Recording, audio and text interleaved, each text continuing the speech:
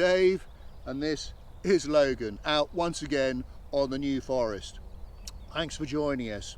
Now today we're not far from Bramshaw, a few miles from Cadnam in the north of the forest. It's junction 1 of the M27. It's the location of Cadnam. Very much a local walk for us today. Beautiful spring day, and we're going to be doing roughly a 4-mile circular route to the north of here, taking in a bit of heathland, some woodland, and we'll have a little look at the lovely village of Nomansland as well. So do join us. Are we keeping you up? Let's go. Well, we started our walk at the Bramble Hill Forestry Commission car park, and very close to the car park, I'll just quickly show you around, is a little gravel pit which was below the level of the surrounding land, and it dates back to the 19th century, and it just reminds us really of the fact that deposits very close to the surface on the forest round here is very much of a gravel makeup, as it were, used to construct local roads. Right, come on Logan, we're going to head up over this ridge here. Well, just a reminder here that we're in the season for birds nesting on the ground, very much on this heathland. So until we get into the woods, we're going to stick to the path and keep Logan on a lead as well. Just as we come across this heathland, quite noticeable, a lot of Bronze Age burial mounds dotted around the place. They're not very high, but something like I think there's something like 13 of them around here. Many of them have been mutilated by past excavation, probably in Victorian times. But we're now going across quite an open area called Black Bush Plain. There's a bit of a breeze around actually, and it's because we're very close to the highest point in the forest, which is it's just over the there's a minor road in the distance, and a place called Piper's Weight, which is actually 420 foot above sea level. So it is a little bit exposed, even though it's a glorious sunny day, so I apologise if there's a bit of wind noise in the background.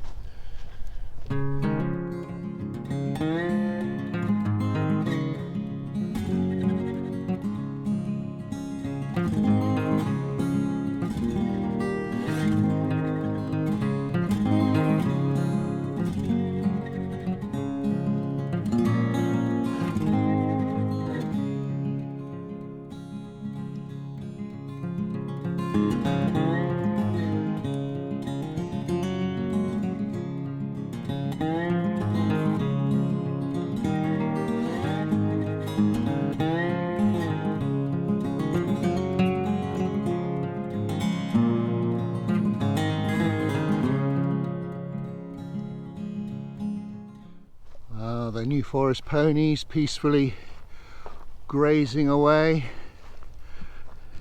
Now I'm actually filming in the middle of May, and in the next few days the stallions will be allowed onto the forest, and usually there are something like 15 stallions, and they're all given an individual part of the New Forest to do their bit, and they're allowed out for about 5 or 6 weeks. But interesting, I saw this year they're only going to allow 10 stallions out onto the forest, and I wonder if that's got something to do with just trying to keep the pony numbers down.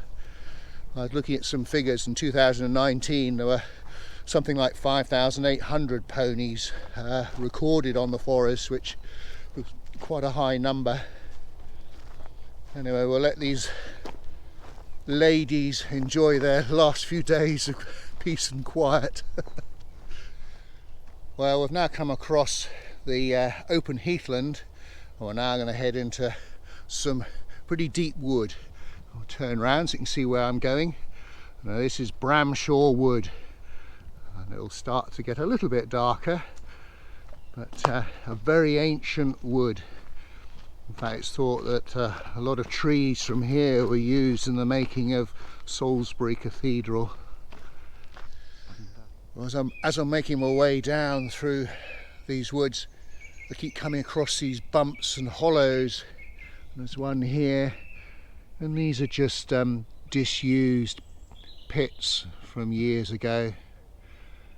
But it's quite beautiful.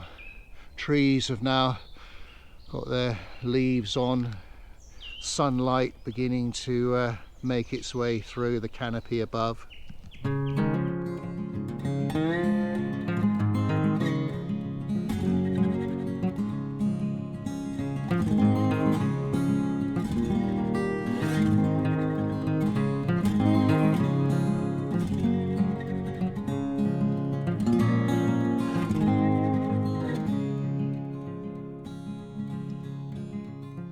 We've made our way virtually out through Bramshaw Wood. But just before I do, I want to show you these lovely old enclosure banks, covered in moss now. And this enclosure here was created way back in 1829, and as you can see, it goes all the way down this hill. Now, I said we were going to do a circular route, but what we're going to do is have a little detour to look at the village of Nomansland. So we're going to cross this little stream here, and normally this is quite a free flowing and deep stream. You can see how it's dried up over the last few months, which, considering we've had such a wet winter, it's amazing how nature can change so quickly. It's heading towards Nomansland. Again, another one of these ancient moss-covered boundary banks on the side, and beautiful colours now, with that golden sun streaming through. It really is quite peaceful in here. Wow, we're now coming out into the lovely pretty little village of Nomansland, and as you can see, there's a cricket pitch there. And the cricket pitch was established in 1926, and it's slightly unusual in that there are 4 large trees, looks like they're oak trees, and a war memorial sitting within the actual boundary itself. But there's some gorgeous views in the far background there, and let's have a little look at this war memorial, the Well of Sacrifice. And this war memorial is reputably sited on a former well here on the village green and cricket pitch. It was unveiled in 1921, was refurbished in 1999. It's actually a grade 2 listed building, and it remembers residents of the village. I think 52 served in World War I, of which 10 sadly lost their lives, and 50 served in World War II, in which 6 lost their lives. Slightly unusual, or different should I say. And there's the cricket pavilion in the far distance. There's not a great deal to see in Nomansland. Just heading across the green and cricket pitch here. Just in front of me is what was a chapel built in 1901. It replaced another building in the village that had been established in the early 1800s that had been converted to a schoolroom. And then the chapel here became a Methodist church in 1940, I believe. And then over to the side, although there's a huge bus in front of it, is the Lamb Inn. Now the story is that at one time the county boundary went through the pub, and as closing time was earlier in Hampshire, patrons had to run to the Wiltshire side of the bar for extra drinking time. And today I believe that the pub is in Wiltshire, but the actual steps are in Hampshire. Well, we're now heading back into Bramshaw Wood, and look at these. Someone's put some swings up. We're not far from the Bramshaw Wood Forestry Commission car park, so I imagine this is quite popular with families in the summer. I don't think I'm going to try and test it, whether it can hold 15 stone. I'm not so sure. What do you reckon, Logan? Going to investigate? Not enough room for a whippet either. Come on.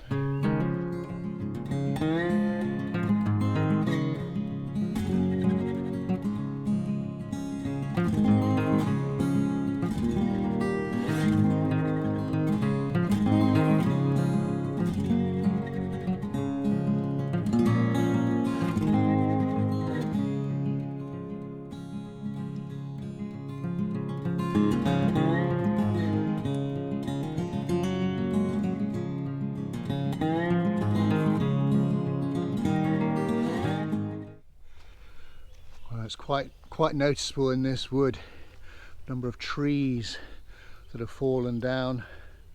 We have had something like 3 major storms all within a few weeks of each other during the winter, so it's not a surprise. Look what I found up here on this tree. I wonder what's made its home inside there. Okay, we're going to carry on here.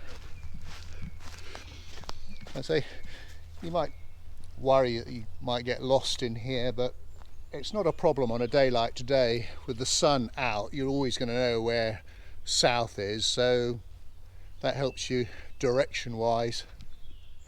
Some old wooden posts right in the middle of the woodland here, probably from the 1960s. But still here, some sort of boundary perhaps. So again, looking back, more trees down. It's as if almost like someone's been playing dominoes and just flicked them over. Oh, there we go, a deer seat or deer high seat stroke platform. I've seen a few deer here. I guess it's an ideal environment for them, with leaves and shoots of trees and woody plants in a good supply. But they do have to keep the number of deer manageable. They can never be 100% sure of the numbers of deer in the forest, but I think they try and keep them to around about 2,000 in total. Oh dear, another one down. This looks like a beech tree. Of course, they're not that long lived, maybe 250 years, but they are very thirsty trees with wide roots, and therefore they can easily get blown over in storms. Of course, they can also die suddenly from root rot from a number of fungal pathogens. I know they can't stand waterlogged soil, but it's always sad to see.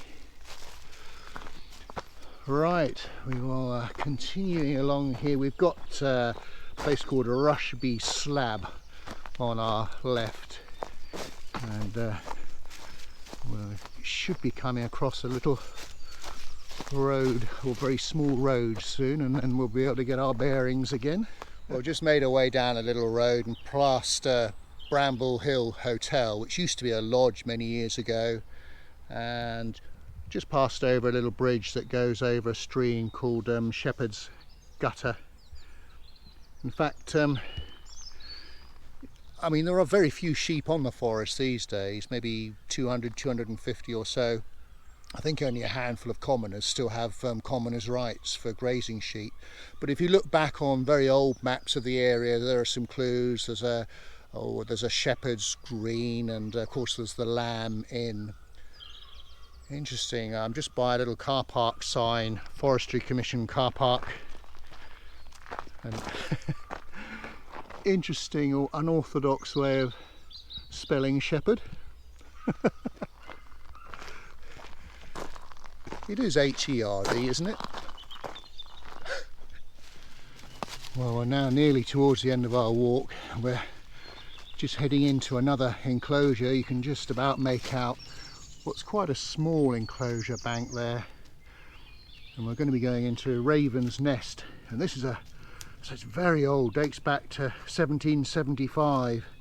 And it's one of the earliest enclosures in the New Forest.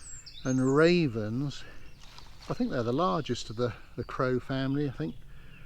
And they may have been bred here, but the last New Forest breeding records was back in 1858. Although I do believe that a recolonisation is underway. Well folks, we've come to the end of our walk. We hope you enjoyed it. If you did, please give us a thumbs up or a like, and do make a comment. And if you haven't already done so, please do subscribe. That way you'll be able to join us hopefully for another walk sometime in the future. We've had a lovely walk today. Until we meet again, thanks for watching and cheerio.